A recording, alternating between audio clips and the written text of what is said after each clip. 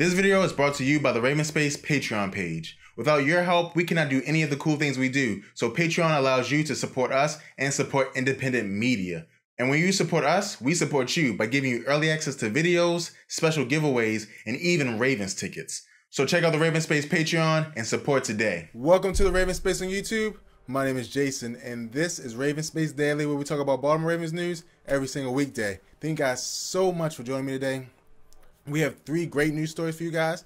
I want to say shout out to everyone who's here live in the live chat. At the end of the show, we're going to do live chat questions, so please drop it down below. Sorry guys, my voice is going away from me. And so we're going to start with the first story of the day, but first I want to say please subscribe to Raven Space on YouTube if you're not yet subscribed. Also, check out our Patreon page, and a special shout out to our Patreon subscribers, because without you guys, none of this is possible. Now, let's get into the first topic, which talks about whether Joe Flacco is Weapon X for the Baltimore Ravens. If you guys didn't hear, interviewers were asking Mike Wallace a couple questions, and Mike Wallace said that everything will be okay when the Ravens get their injured players back. Well, one of the things that also came out is he called Joe Flacco the X Factor, Weapon X. And I wanted to think to myself, is Joe Flacco really going to be Weapon X for the Baltimore Ravens? And so I'm going to say probably not. Now, Joe Flacco's a great quarterback, in my opinion, but Joe Flacco's the kind of quarterback that needs weapons around him in order to, get it popping, get it going, and get everyone, on the right path. A lot of people talk about how Joe Flacco was best with Anqaun Boldin. I think that that's true. When he had a strong receiver to go grab the ball, because Joe Flacco trusts his receivers and lets them play the game. And so that could be one of the things that Joe Flacco needs. And so he is an X Factor if he can get someone else on the team to be X Factor. And who's that going to be? It's going to be Mike Wallace. It's going to be Jeremy Maclin. We all got to find out. So, again, I don't know if I can say Joe Flacco is Weapon X for the Baltimore Ravens, but I do know that I can say that he is a player that can be very, very good if he gets a Weapon X around him. And hopefully this year, Weapon X will be a Jeremy Maclin, who's new to the team, can run routes, and do great things like that. In regards to the comment about the Ravens being fine after all the injuries and stuff like that, the Ravens weren't fine last year. Now, we did have injuries last year, but we still weren't fine. And so I think that it's a very, very real thing that we might not be as good as we want on offense, but you got to have faith in Marty, even though I maybe have a little bit less faith in Marty Morningwig, but you got to have faith. So that's why I say, I don't know if Joe Flacco can be Weapon X, but if someone else around him plays big, Joe Flacco can be very, very good. And now we're going to move on to the next topic, which talks about Jalen Hill. Now, Jalen Hill got a lot of disrespect on the latest depth chart that came out for the Baltimore Ravens, and I don't know why. Jalen Hill has been playing fantastic these last 2 games. Pro Football Focus rates him as one of the top cornerbacks in the NFL in the preseason, and he's doing so many things right that I don't understand why the Ravens have him listed as other on the depth chart. So if you guys didn't see my depth chart, you gotta go and look at it, and it lists, positions, right? Cornerback, safety, blah, blah, blah. And then at cornerback, it lists the people, 1, 2, 3, 4, 5, 6, 7, 8. So what they're saying is that he's other, which means he's not even listed in the top 4, I believe it goes to. So that's crazy. Jalen Hill, if you let go of Jalen Hill, if the Ravens try to let him go, another team will pick him up so quickly. Now, I think this is just a smoke screen because Jalen Hill is getting a lot of time. I think the Ravens like what they see. So I think there will be a smoke screen. But I do think the Ravens like Jalen Hill. Listen, for a young player to come into the league undrafted as a rookie and have the bravery, when he's one-on-one, there is no fear. No fear. So again, I like Jalen Hill. Hopefully the Ravens keep him, and I think he can be a very, very good nickel cornerback for the Ravens since we have all these different injuries. So we're going to move on to the next topic, and it talks about it talks about Anqaun Boldin's retirement. It's a sad, sad story. Anqaun Boldin, one of the great warriors in Baltimore Ravens history and in NFL history. And so, if you guys are unaware, this is a pretty old story too. Anqaun Boldin has decided to retire from the NFL. Now, Anqaun Boldin, in my opinion, is the Ravens' best receiver ever. I mean, ever. Better than Derek Mason. Better than the receivers that we have now. Now, they haven't performed yet, a lot of them, like Macklin, but we'll see. But Anqaun Boldin was fearless. If we don't have Anqaun Boldin on the team, the Ravens do not win that Super Bowl because he fought people for the ball at the point of attack. And we haven't had that since he's gone. Now, we did have Steve Smith, but Steve Smith was older, and so it's a little in between because, you know, we caught him in bad years. He hurt his leg, got old, you know, yada, yada. But Anqaun Boldin, in my opinion, is the best. Now, for best ever for the Ravens, I saw someone, sorry, I'm correcting myself in the comments. Someone said ever. I think he's the best ever receiver for the Ravens. And so I'm super happy that he, you know, got to try to play another year. It didn't work out. I think he went to training camp and saw that he just didn't have it anymore and decided to retire. He does philanthropy, so he'll go out and he'll help people. But a great career to a great Raven and a great player, and he is the toughest player to ever play in the NFL at an offensive position.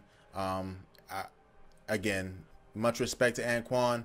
Thank you so much for those years in Baltimore. We truly appreciate it as Ravens fans. And so now we're going to move on to the mailbag question.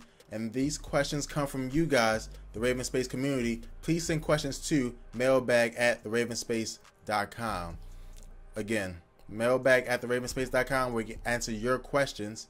And this question comes from Joseph. And Joseph asks, do you think Pat Ricard will play fullback in the regular season? So, thank you so much for your question, Joseph. The answer is just a straight, simple no. No. He's cool. I guess I'm sure it's a good look for the Ravens to, you know, have a big guy right there at fullback. But that stuff is more, you know, it's better in concept than it is actually out there on the field. It's kind of like when the Texans put J.J. Watt out there. Again, and it's better in concept, not when you're on the field. And so I honestly think that he will not get in the game unless it's like, you know, 2nd and 1 on, you know, on the goal line. Even 4th down situations, I think you want to have a fullback back there so it doesn't, you know, tell the defense automatically that you're going to run the ball. When it's a situation like 2nd and 1 where you can lose it down and still have 2 downs to play with, you can do something cute like that, put him out there. Again, it might get the defense afraid, but, you know, I'm not really a fan of the defensive tackles at fullback because, again, it tells you that you're going to run the ball, right? Because if you don't run the ball, now you have a defensive tackle trying to catch a pass. So I do not think that he will be out there playing at a high level at fullback, and only is very minuscule moments when he'll be out there and the Ravens will try to do something with him. Now, he did play fullback a little bit in high school, I believe, which is a plus, which most defensive tackles who try to do fullback don't have. They're just big. But he did have that, so we'll see how far that goes. So thank you so much for your question. And usually I would say this is the end, but this is not the end because we have questions from people in the live chat. If you guys didn't know, Raven Space Daily is now live every Tuesday through Friday at 7 p.m. And now we're going to go to a live chat. And Jack the King asks, do you think Boldin is a Hall of Famer? Yes, Boldin is a Hall of Famer. Again, there's 2 ways to judge Hall of Fame. I'm not a big Hall of Fame guy because, again, Terrell Owens is not in the Hall of Fame, and I'm not a giant Terrell Owens fan, but I'm a football fan. And if you don't have Terrell Owens in the Hall of Fame, who is in the Hall of Fame, right? Because to be honest, Terrell Owens has a better argument to be in the Hall of Fame than Anqaun Boldin does, based off of stats. So it's fine. Now, but yes, I do think Anqaun Boldin's a Hall of Famer. Anqaun Boldin is loved by the community, the NFL community, for his toughness, the way he gives back. So I do think that he will be a Hall of Famer. Again, it just matters how much it matters how much the committee votes him in or doesn't vote him in, but I think he will get into the Hall of Fame. This next question comes from It's Black Case, and he asks, do you think Max Williams will win the starting tight end spot? I've been down on Max Williams. I think that when the season starts, it will be Nick Boyle who has the spot, but I think that as the season progresses, Max Williams, if he performs the way he's done so far in the preseason, it'll be inevitable because he has the highest potential and he's the better receiving option. So I think he has a chance to win it down the line, but starting out, it won't be so. And then, do you think? So, and this question comes from Jack again, because a lot of people haven't been throwing questions in. And this question asks, is Tim Williams a disappointing pick so far? Jack, I don't think so. I think, again, it's only preseason, so no one can be disappointing in the preseason. But I think that Tim Williams can do better, but I would not call him disappointing so far. And then this is the last question I'm taking, guys. So thank you guys so much for the live chat. Please return tomorrow so we can do this again with other great Baltimore Ravens news. And this question comes from 2KGoat1004, and he asks, who do you think will start at the nickel cornerback? So right now I'm very confused about this position because they've been giving a lot of people chances. And at first I would have said Marlon Humphrey, but I don't think I saw him play any nickel cornerback in the practice of the preseason game. So I would say right now it's probably going to be Ladarius Webb, who I did see play some nickel back. And if he's having struggles, then you try to get Humphrey in there, or you try to get another player in there. So we'll see. So again, thank you guys so much for joining. This has been Raven Space Daily today. Again, we'll be back tomorrow at 7 p.m. Also, if you guys did not catch the live stream, of course you can just watch the video because we'll have it out there for you guys to watch as like a regular Raven Space Daily. So thank you guys so much. And also, I'll stay behind and talk to you guys in the live chat, typing it out to you. So thank you guys so much. Please subscribe to the Raven Space on YouTube if you're not yet subscribed. Also, special shout out to our Patreon subscribers. You guys are the best. And you guys who aren't Patreon subscribers, check it out. We truly would appreciate it. And then follow us on our different social media like Facebook, Twitter, and Instagram. Thank you guys so much, and go Ravens.